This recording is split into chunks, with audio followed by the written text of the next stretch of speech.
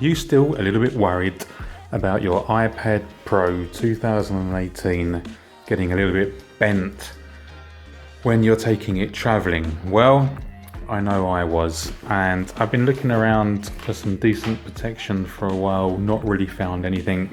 But new in is this Tomtoc hard case for the iPad Pro. So let's dive in with a look and see exactly what we're getting. On the left side, elasticated.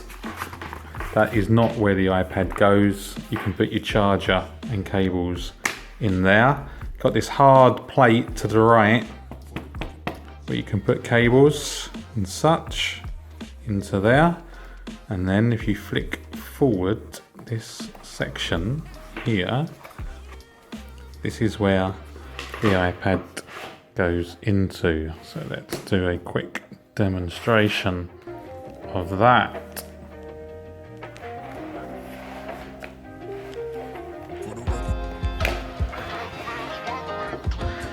There you have it, with the iPad Pro now safely inside. This has lovely velvet type felt that goes over to protect, and then once it's shut,